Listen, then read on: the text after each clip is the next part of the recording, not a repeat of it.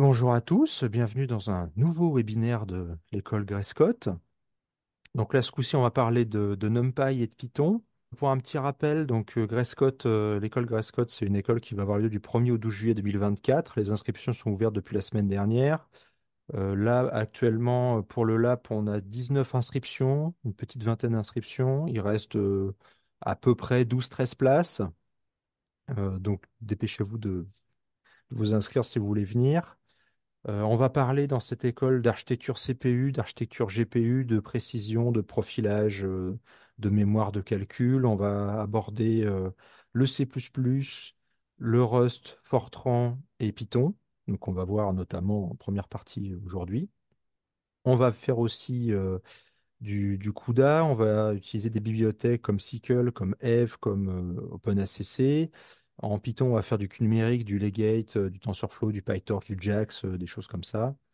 Et on va utiliser des compilateurs G++, NVC++, Clang++, DPC++, enfin voilà, toute la liste possible.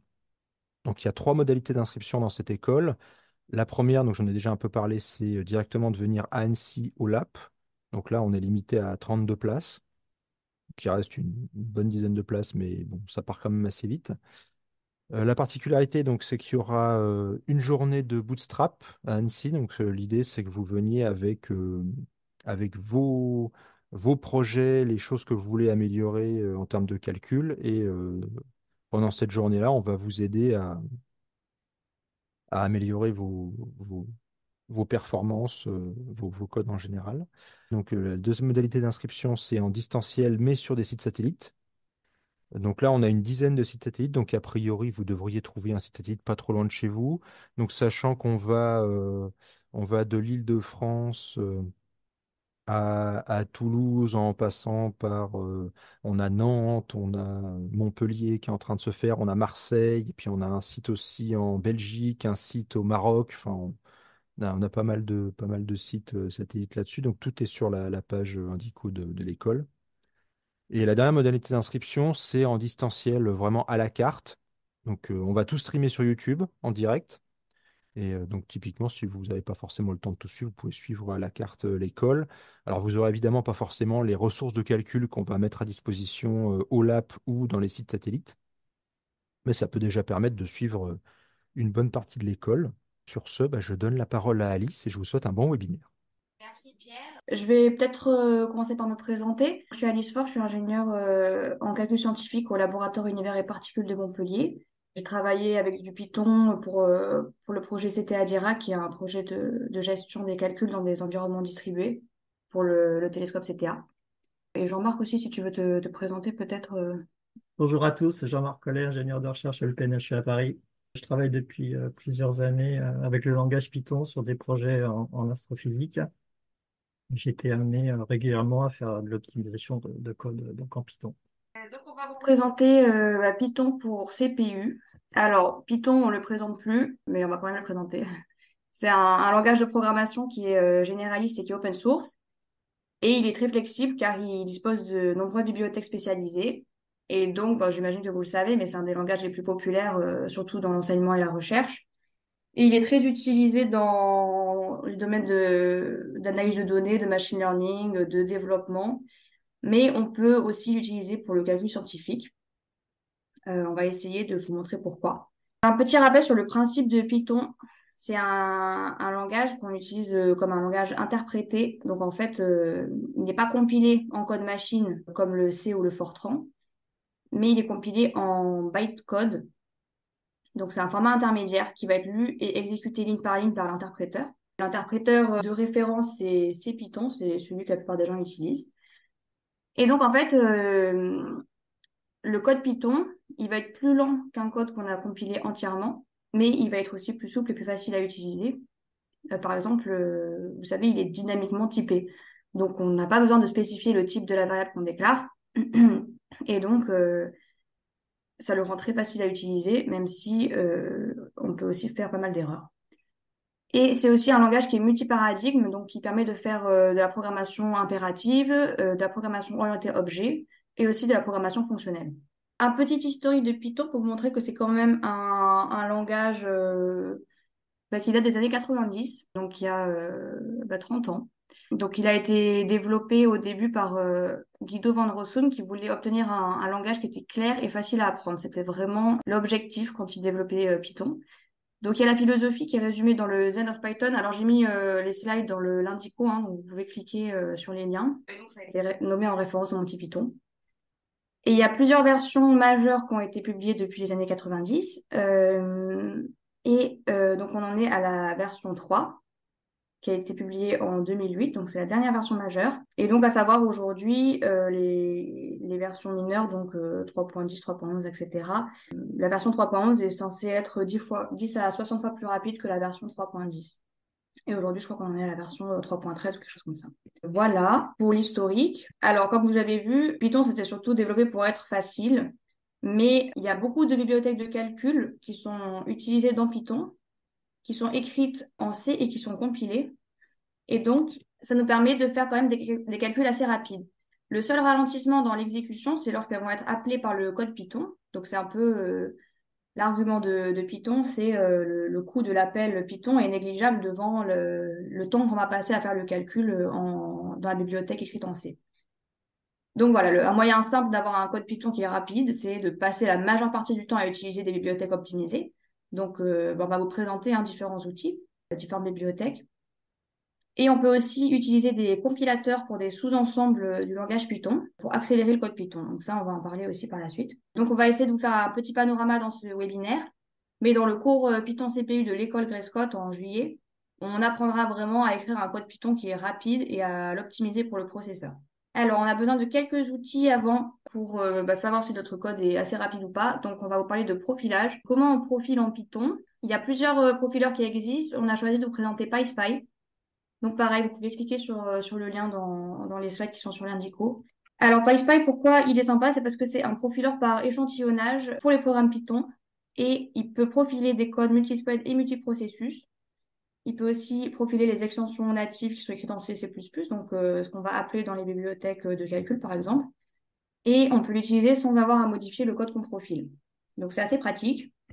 On vous a mis un exemple d'utilisation, donc il suffit de l'installer avec pip et de l'appeler par la ligne de commande en fait, hein, avec notre code Python ici. Quelques options pratiques, le "-n" qui permet de profiler les extensions natives, "-s" qui active le support multiprocessus, et "-f" qui permet de spécifier le format du fichier qu'on va générer. Donc par exemple, là on a choisi, dans l'exemple qui va suivre, le format Speedscope.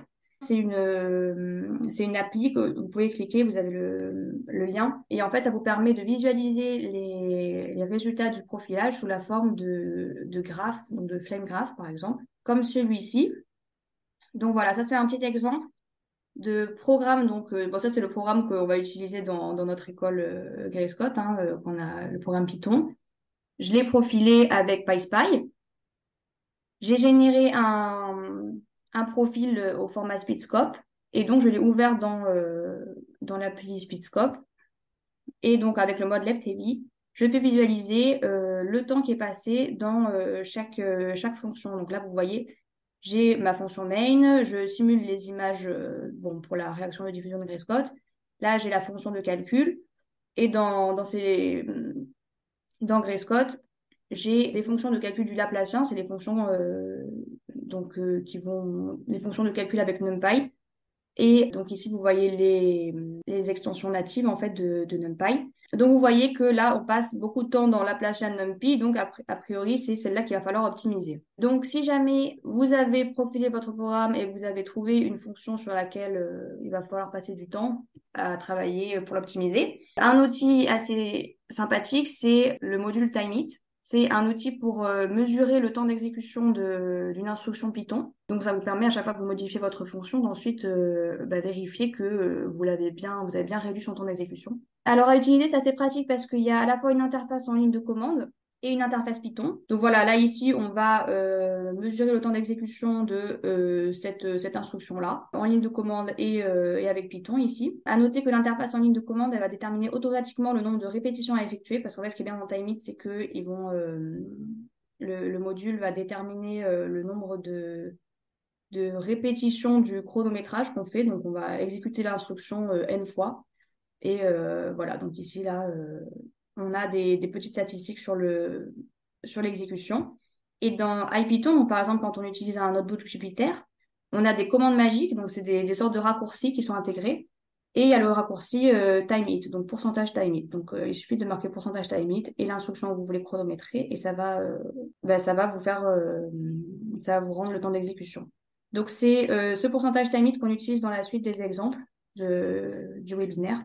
Et je vais laisser Jean-Marc vous présenter NumPy. Oui, donc NumPy, c'est une librairie de tableaux, manipulation de tableaux multidimensionnels avec plus de 500 fonctions couvrant l'algèbre binaire, les opérations terme à terme, des générateurs aléatoires, des fonctions mathématiques, exponentielles, cos, etc. Des transformés de Fourier rapides, des recherches d'éléments, de tri. Donc, tous ces calculs, comme on l'a vu, sont en fait faits par des couches en C, là c'est la plaque, où la vectorisation SIMD est exploitée, et ce qui assure des performances bien meilleures qu'en Python natif. Alors, vous pouvez voir votre configuration NumPy en faisant un NumPy config.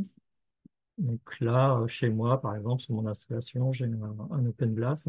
Alors, j'ai pas mis tout le log, mais il y a plein de choses. Il y a les instructions de compilation, les jeux SIMD reconnus, etc. Donc, NumPy est apparu en 2006 avec SciPy et en fait, avec troisième livret, Matplotlib, ils ont remplacé E3, MATLAB et puis IDL dans nos labos et c'est devenu un standard. L'objet central de NumPy, c'est le ND array pour n-dimensional array. Les attributs importants, c'est l'attribut shape, hein, c'est la signature dimensionnelle. J'ai mis un petit exemple là. 10, 256, 256, 256. Donc, c'est un tableau de 3 dimensions. Et dans chaque dimension, on a le nombre d'éléments. Donc là, on peut voir ce tableau comme une image 256 de côté, 10 images de 256 de côté. L'autre attribut important, c'est le type. Donc, NumPy définit ses propres types, float 32, les entiers, etc. Il y a tout ce qu'il faut. Et aussi, on peut savoir la taille qu'occupe notre tableau avec l'attribut nbytes. Quelques méthodes. Donc, il est possible de redéfinir la signature dimensionnelle avec reshape, mais il ne faut pas changer, ça ne change pas la taille des données. Et on peut changer aussi le type avec astype. Et puis NumPy passe ses tableaux par référence, par défaut, il n'y a pas de copie, hein. Mais si on veut en faire une, il faut expliciter avec la méthode copy. Alors le broadcasting, c'est une notion importante de NumPy qui permet de ne pas écrire de boucle en Python, ce qui est a priori fatal pour les performances de calcul. Donc c'est une notion vraiment à connaître pour écrire un code NumPy performant. Donc le broadcasting le plus simple, c'est un scalaire fois un tableau. Donc là, j'ai défini un tableau VEC avec 3 éléments. Et quand je demande à NumPy 10 fois VEC, il sait qu'il faut multiplier par 10 chacun des éléments du tableau. Donc maintenant, plus difficile, on va ajouter des dimensions. Donc on va reprendre notre tableau d'images, 10 images 256 par 256.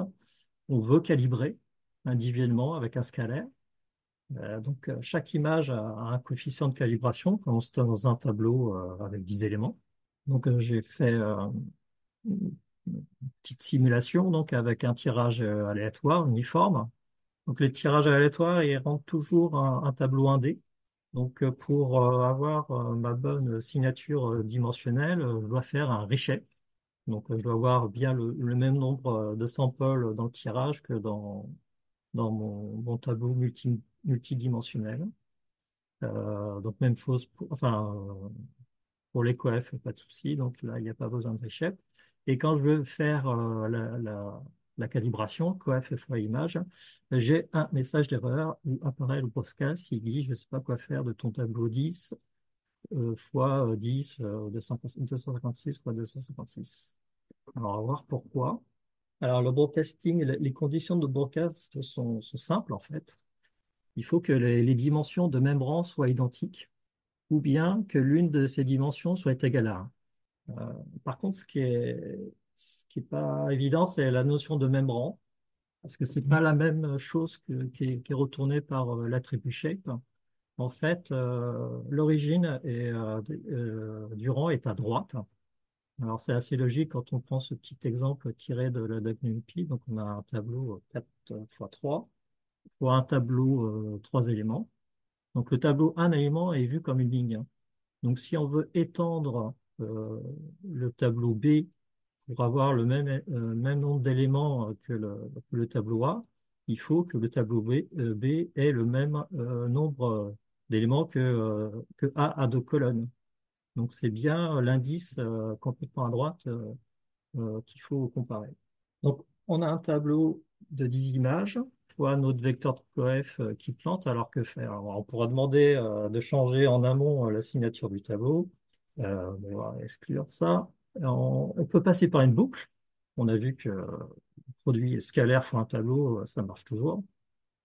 On peut aussi modifier la signature dimensionnelle du tableau d'image, c'est-à-dire passer la dimension qui porte les images, enfin le nombre d'images vers la droite.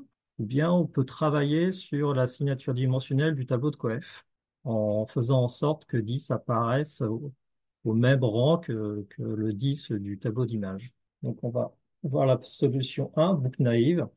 Donc petite fonction Python. Je fais une boucle sur mes éléments de coefficient et je multiplie mon image. Donc je mesure ce temps. Donc j'obtiens 1,5 millisecondes. Maintenant, on va voir la solution 2. La solution 2, donc on va modifier la signature du tableau d'image. Donc là, on va travailler avec des fonctions qui modifient l'ordre des dimensions.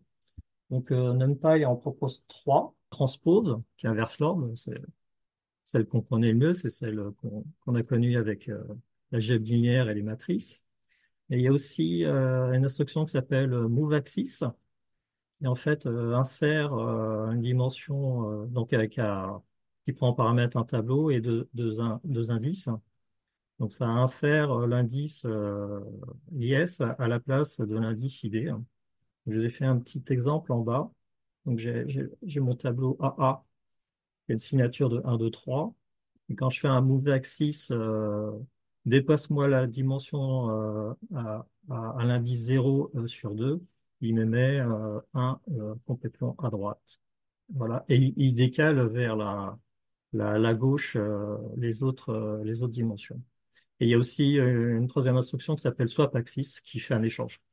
Donc voilà, mais dans notre petit exemple, donc MoveAxis, ça modifie la signature, il faudra certainement la remettre comme elle était avant si les traitements continuent. Il faut prendre en compte cette correction. Donc il faut ajouter aussi un MoveAxis après avoir fait la multiplication. Donc dans mon tamis, j'ai un premier MoveAxis qui rétablit la bonne signature dimensionnelle et j'ai un MoveAxis qui me permet de remplir les conditions du broadcast. Donc là, les résultats sont bien meilleurs. On est à 280 microsecondes. C'est bien meilleur que la boucle. Et la troisième solution, donc on travaille sur le tableau de coef. Donc là, il va falloir ajouter des dimensions supplémentaires. Donc on peut faire ça dans NumPy avec l'instruction new axis. Alors, petit exemple, un tableau 1, 2, 3, donc vu comme une ligne. Pour ajouter une nouvelle dimension, je définis mon tableau A, crochet, deux points pour prendre tous les éléments, virgule, new axis. Et là, il voit mon tableau comme une colonne. Et si je demande son shape, j'ai une dimension supplémentaire à droite. Donc maintenant, la signature est 3. Donc pour appliquer ça à un autre problème, nous, on a besoin de deux dimensions à droite avant de multiplier. Il existe un raccourci à NewAxis, c'est none, on peut mettre none directement. Donc pour faire multiplication image coefficient, donc je fais image fois coef, crochet, deux points, virgule none, virgule none. Et là, j'obtiens un bon résultat, c'est le meilleur résultat des trois solutions, mais qui n'est pas très, très, très, très, très loin de la solution MoveAxis quand même. Là, c'est petit slide de validation pour vous présenter la fonction NumPy all close. Donc, pour vérifier que les deux méthodes donnent le même résultat. Donc, ça calcule la différence entre les éléments et puis un test d'erreur relative entre les nombres pour savoir si les deux tableaux sont proches. Donc là, on a bien la même chose avec les deux méthodes. Donc sur cet exemple, la version de Axis sur les tableaux de coef est la plus rapide. Donc juste après, c'est celle de MoveAxis. Et loin derrière, avec un facteur 6, on avait la version avec la boucle. Maintenant, on va utiliser des tableaux plus grands. On va utiliser au lieu de 10 images, 10 000. Ça va faire un tableau de 5 gigas. Et là, j'ai mis les trois. Oui, la première ligne, c'est l'utilisation de nbyte pour vérifier la taille du tableau. Donc, nbyte divisé par 1024 puissance 3, je suis autour de 5 gigas. Et les time int de chaque méthode. Et on voit que c'est l'ordre inverse. C'est la boucle qui devient la plus rapide. Donc ça, en fait, c'est une limitation du broadcasting. C'est quand il y a trop de... On a vu que le broadcasting, il étendait les vecteurs, donc ça entraîne des copies et des copies additionnelles. Et c'est ça qui ralentit les solutions en U-axis et move-axis. Tandis que la version avec la boucle n'a quasiment pas de consommation de mémoire additionnelle et ne déplace pas de données. Donc il faut faire attention au passage à l'échelle. Les tests de performance doivent être faits avec des données semblables à celles que vous traitez aussi. Là, oui, je parle du placement de données et performance. Donc, suivant l'endroit dans votre tableau dimensionnel où vous mettez vos samples effectifs, vous pouvez avoir des performances différentes. Là, je vous ai mis un exemple avec un tableau de 3000 signaux 1D, donc répartis dans un tableau tridimensionnel. Donc 50, ça pourrait être un nombre d'époques et 60, ça pourrait être des canaux, voilà. Et les samples sont tout à la fin, complètement à droite. Donc j'ai pris ce premier tableau et je crée un deuxième tableau où je mets les samples complètement à gauche. Donc on voit le shape du tableau à gauche, 50, 51 200 samples, 50, 60. Là, je fais pour appliquer la LFFT, il faut indiquer l'axe sur lequel on veut la FFT. Donc, c'est l'instruction, c'est le paramètre axis. Donc, dans le cas où les données sont complètement à droite, je veux ma FFT sur l'axe 2. Et quand mes données sont complètement à gauche, je fais la FFT sur l'axe 0. Et donc là, j'ai un petit test pour voir que j'obtiens bien le même résultat avec les deux méthodes. Maintenant, on va voir les temps. Et bien, j'obtiens une différence de 20% entre les deux placements de données. Donc, c'est quelque chose à voir, à tester. L'emplacement des données a un impact sur les temps de calcul. Ben, je passe la parole à Alice. Bah, merci Jean-Marc. Donc, je vais faire un petit aparté sur le multithreading et le multiprocessing en Python. Et Jean-Marc vous présentera comment ça marche en NumPy. Donc, en fait, en Python, il faut savoir que l'interpréteur fait appel à un GIL. Donc, c'est un Global Interpreter Lock. Et donc, c'est un verrou qui protège tous les objets que Python manipule contre des accès concurrentiels en mémoire. Et donc, en fait, ce verrou empêche le multithreading en Python pour les calculs. Donc, pour les entrées-sorties, le GIL est toujours relâché. On peut faire les entrées-sorties concurrentielles en Python. Mais pour les calculs, pour faire du calcul parallèle, il va falloir se rabattre sur le multiprocessing. Donc, en Python, il y a un module dédié, c'est multiprocessing. Mais ce verrou-là est relâché quand les librairies tierces sont appelées. Dans NumPy, par exemple, NumPy se repose sur des librairies de calcul d'algèbre linéaire, en fait, BLAS, LAPACK, MKL, par exemple. Donc, on appelle ça des backends. Ces backends font généralement usage des threads et les calculs avec NumPy sont multipliés par défaut, car le GIL est relâché puisque on appelle des librairies qui sont des librairies tierces. Avec NumPy, qu'on présentera par la suite, on peut aussi relâcher le GIL manuellement en passant l'option no GIL égale true. Donc ça, c'est en mode no Python, on verra après ce que ça veut dire. Et donc, je vais laisser Jean-Marc vous parler du multithreading en NumPy, du coup. Ah oui, donc il faut voir Python en deux parties. Il y a le front-end Python qui contient l'API, et des back-ends BLAS, LAPACK en C, C++, Fortran. Donc le multithreading repose uniquement sur le back-end, à cause du guild, comme on vient de le voir. Et il peut avoir plusieurs solutions de back-end, BLAS/LAPACK, MKL, OpenBLAS, NetLib, plusieurs versions aussi. Donc les fonctions multithreadées, en fait, sont pas indiquées dans la doc Python. Ça dépend du back-end que vous installez. En principe, par défaut, tous les cœurs sont utilisés, hein, et vous pouvez contrôler le nombre de threads à l'aide de la variable d'environnement associée à la bibliothèque multicore installée. Donc moi, j'ai eu qu'à utiliser la variable OMP memthread et MKL memthread pour l'instant. Alors, a priori, le backend par défaut installé avec un simple conda install NumPy, c'est le backend OpenBLAS. Dans ce backend, avec ce backend, les opérations éléments se font sur un CPU. On verra que Numba peut combler cette lacune. Le produit matriciel NumPy est lui multithreadé. Là, en lien, j'ai trouvé un site où il y a une liste indicative des fonctionnalités multithreadées avec OpenBLAS, avec un OpenBLAS récent. Et c'est essentiellement ce qui se trouve dans la bibliothèque algèbre linéaire qui s'écrit avec un BLAS. Alors, pour illustrer cette dépendance au back-end, j'ai pris vraiment un Python très récent et deux back-ends, OpenBLAS et MKL, avec les 4 CPU de mon ordinateur. Donc, sur la même version de Python, la 1.26.4. Donc, j'ai le calcul des FFT qui est 4 fois plus rapide pour le back-end MKL.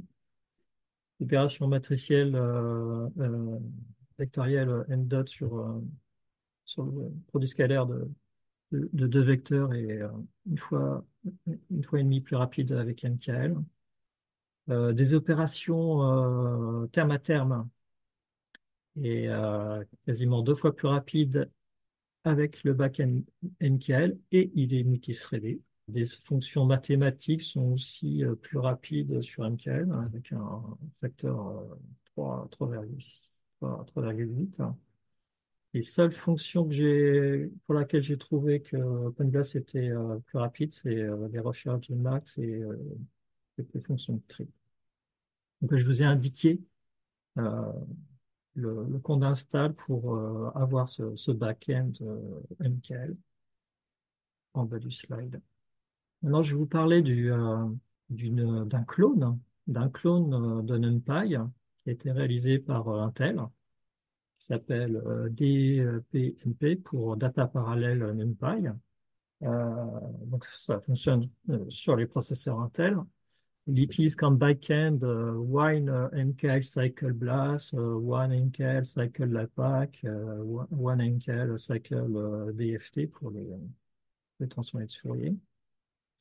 Donc, il y a 355 fonctions disponibles sur les 542. Je vous ai mis en lien la liste des fonctions disponibles. Donc, il y a assez bonne couverture quand même. Et j'ai fait une petite comparaison de quelques fonctions. C'est pas exhaustif, mais ce qui s'en dégage, c'est que c'est pas systématiquement mieux. Et pourtant, la version de NumPy avec laquelle j'ai comparé a un back-end MKL. Là où cette bibliothèque Intel est beaucoup plus rapide, c'est sur les générateurs aléatoires. C'est systématiquement mieux avec vraiment des gros coefficients de performance. Par exemple, le tirage normal, c'est 5 fois mieux. Et tout est multithreadé, contrairement à la version NumPy. Les tris aussi sont plus rapides. Là où cette librairie Intel fait moins bien, c'est sur les FFT et les fonctions mathématiques. Ça va peut-être s'améliorer, mais vraiment très très grosse performance sur les générateurs aléatoires. Si vous avez des codes de simulation avec des tirages, ça peut être un très bon choix cette bibliothèque. Et je passe la parole à Alice. Je vais vous présenter maintenant Numba. Donc, quand vous avez utilisé NumPy dans votre code, comment faire pour qu'il soit encore plus rapide?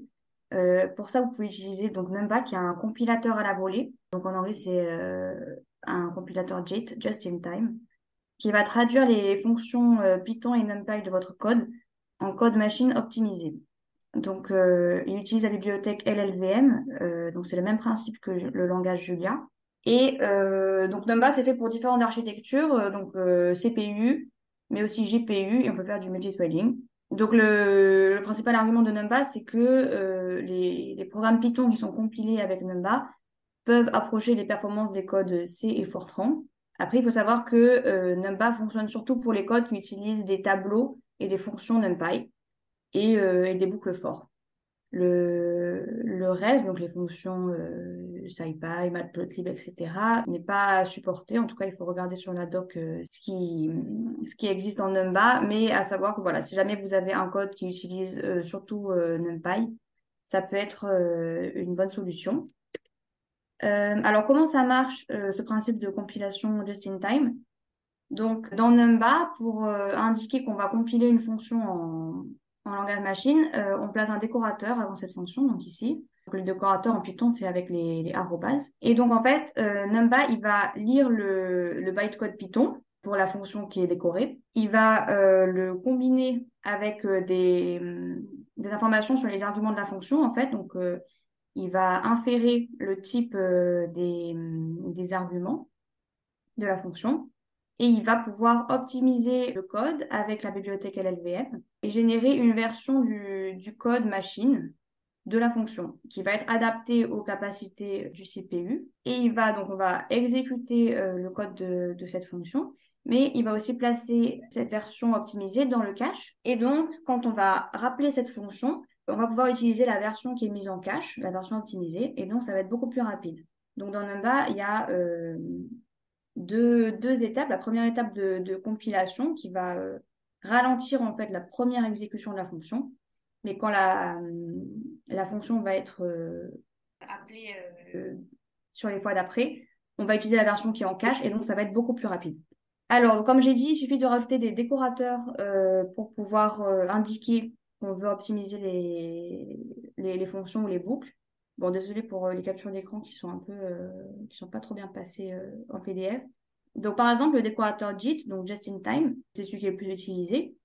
Donc, c'est celui qui va dire compile cette fonction en code machine. Des options qui sont utiles. Donc, il y a l'option NoPython égale true, à savoir que maintenant, c'est une option qui est activée par défaut. Mais si vous avez une version un peu ancienne de NumPy, il vaut mieux le préciser pour être sûr. Parce qu'en fait, en NumPy, on a deux modes, le mode NoPython et le mode Object. Et le mode NoPython, c'est celui qui va véritablement accélérer votre code parce que c'est celui qui va générer du code natif optimisé pour le CPU. Si jamais NumPy n'arrive pas à générer ce code-là, ce code machine, il va se rabattre sur le mode Object si on n'a pas activé cette option NoPython égale true. Et donc, en mode Object, en fait, on va avoir quasiment pas d'accélération. Pourquoi parfois ça peut planter la compilation avec NumPy en mode NoPython? C'est par exemple si jamais NumPy n'arrive pas à inférer le type des variables qu'on utilise. Donc si on a une fonction qui retourne des variables de type différent selon une condition, on va pas réussir à la compiler en mode NoPython parce que NumPy va pas réussir à savoir quel type de variable pour quel type de variable il doit compiler. Et donc il va basculer sur le mode Object et on va pas avoir de performance.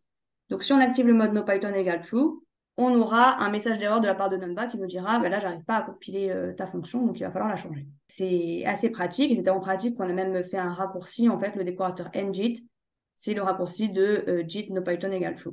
Et on a aussi d'autres options pratiques, l'option parallèle égale true qu'on verra ensuite pour compiler en mode parallèle, et l'option fastmath égale true pour les calculs mathématiques. Voilà, donc les exemples ici sont tirés de la doc NumPy. J'ai mis le lien si vous voulez aller voir. Alors, comment ça marche le multithreading avec NumPy? C'est assez facile. Il suffit d'activer la parallélisation automatique avec deux options principales, enfin deux techniques principales. On a donc l'option parallèle égale true, donc on peut rajouter ici en option. Et on a aussi une instruction spéciale à NumPy qui s'appelle prange. Donc, on remplace les ranges dans les boucles for par prange pour indiquer que la boucle for peut être parallélisée. Donc voilà, ici, vous avez un exemple. Et donc, ça va nous permettre de paralyser automatiquement les codes avec Numba si jamais ces codes sont paralysables. Donc voilà, Numba, quand est-ce qu'il faut l'utiliser? C'est quand on a un code qui est vraiment fait de tableaux NumPy. Sinon, ça va pas marcher. Et un code qui est fait avec des algorithmes numériques. Donc, c'est très bien pour le calcul scientifique. On peut aussi utiliser Numba pour créer des fonctions NumPy qui manquent. Donc, parfois, vous créez une fonction et vous voudriez qu'elle existe dans NumPy, mais elle n'existe pas.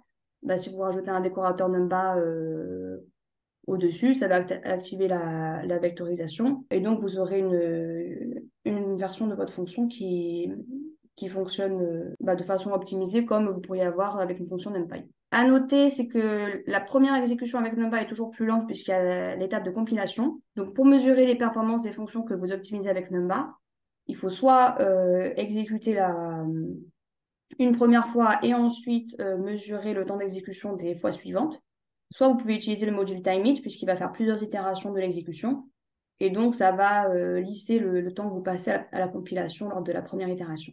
Et le gain de performance qui est indiqué dans la doc NumPy, c'est de 2 par rapport à NumPy à 200 par rapport au Python natif sans NumPy. Un petit exemple encore tiré de la doc NumPy avec une fonction ici qui utilise la fonction tannage de NumPy sur un tableau. Donc si on la chronomètre donc sans utiliser NumPy, on est à 21 microsecondes. Et si on utilise Numba avec juste le décorateur ngJIT, JIT no Python égale true, si on chronomètre ça, on va avoir deux choses. Donc déjà, la première chose, c'est qu'on va avoir un warning qui va nous indiquer il y a une exécution beaucoup plus lente que les autres. Donc c'est normal, hein, c'est l'exécution dans laquelle on a compilé. Et donc, bah voilà, Python, il a bien compris qu'on avait mis la version optimisée de la fonction en cache et qu'on l'a réutilisée par la suite. Et donc, les performances, on voit qu'on va presque 10 fois plus vite avec Numba. Donc, ça peut être un bon outil si jamais vous voulez optimiser facilement vos codes, si jamais vous utilisez beaucoup de NumPy dans vos codes. Et on va passer à la conclusion. Bon, on a essayé de vous montrer dans ce webinaire que Python, c'est quand même un langage qui est très flexible et très facile à apprendre et que ça a été le cas puisque son développement était orienté vers ça. Et donc, la performance était un peu secondaire. Mais en fait, on peut obtenir des très bonnes performances en Python grâce à des bibliothèques qui sont optimisées. Donc, NumPy, c'est vraiment la base de la performance en Python. C'est la base de la vectorisation, en fait. Parce qu'il se repose sur des back-ends optimisés comme BLAS, LAPACK, MKE, etc. Dans l'écosystème de Python, il y a aussi SciPy qui est une extension de NumPy pour les fonctions scientifiques. Et vous avez aussi Numba, donc, que j'ai présenté, donc un compilateur qui permet de compiler une partie de Python pour avoir des performances qui sont proches des langages C, Fortran, etc.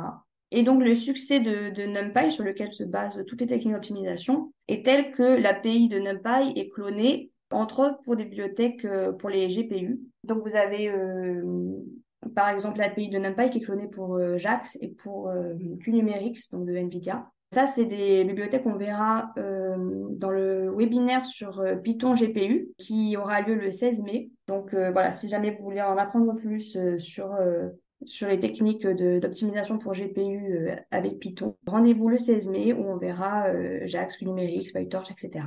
Voilà, merci de votre attention et on va passer aux questions. Ok, merci Alice et Jean-Marc pour ce webinaire. Alors, on a plein de questions, ça tombe bien. Voilà, on va les faire dans l'ordre comme d'habitude. Ah oui, au tout début, quand tu as dit, Alice, que le Python, je sais pas s'il y a besoin des slides pour ça, mais le Python 3.11 est 10 à 60 fois plus rapide que par rapport au Python 3.10. Il y a quoi? Il y a quelques personnes qui ont des doutes. Bah, il y a Simon qui a des doutes. Mais après, c'est la partie interprétation, c'est pas la partie calcul. Il me semble, alors c'était quelque chose qu'on avait vu dans la doc, je crois, de Python 3.11, mais je sais pas si Jean-Marc, tu as plus d'infos. Oui, Euh, c'est pour l'interpréteur, c'est Python. Hmm.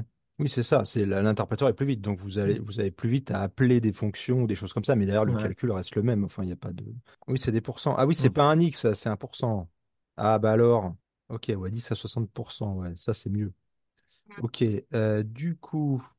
Ah oui, très bonne question de Singuyen. Vous n'avez pas expliqué la différence entre multithread et multiprocessus. La différence était au niveau de la mémoire.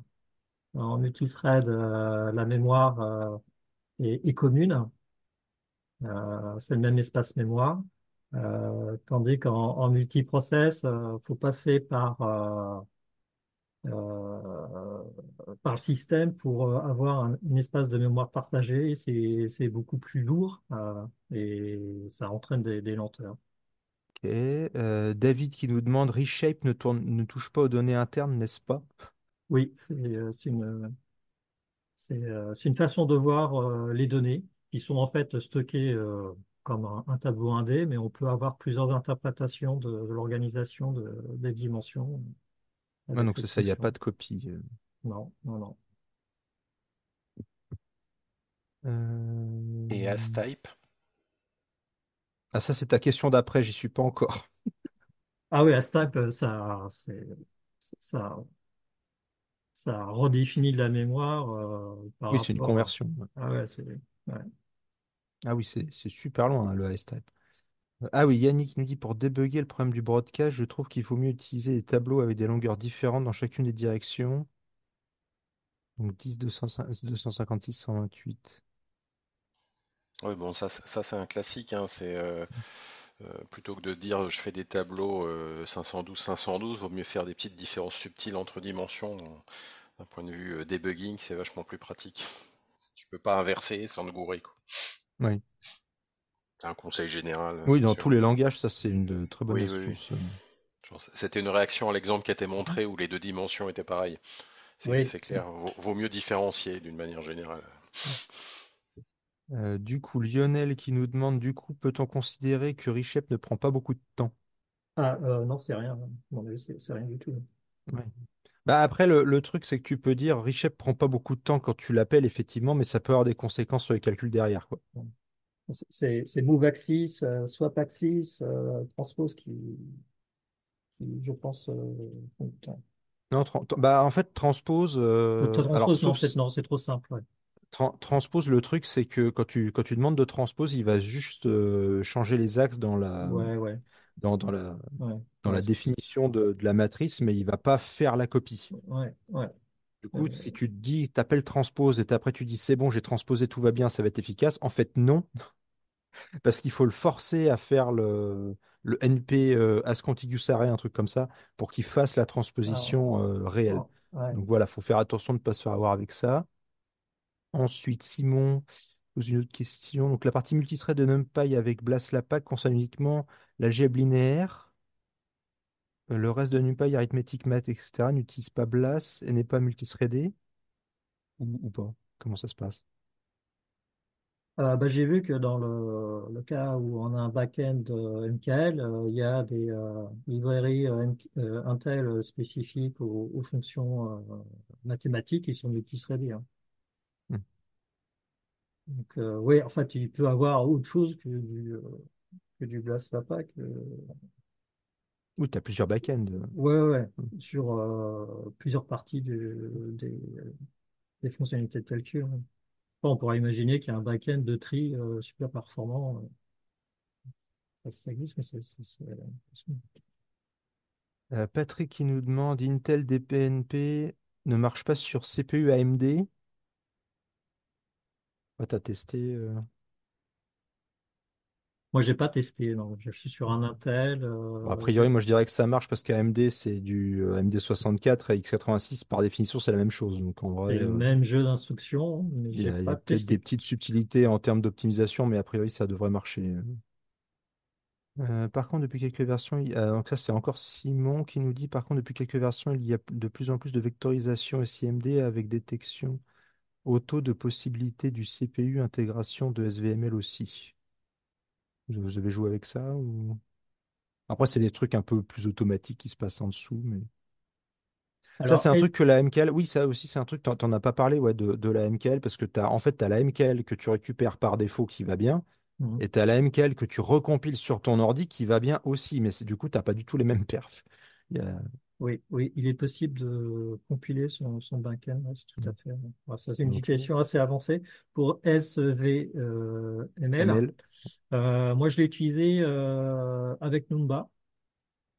Et effectivement, j'ai vu des améliorations de performance avec Numba.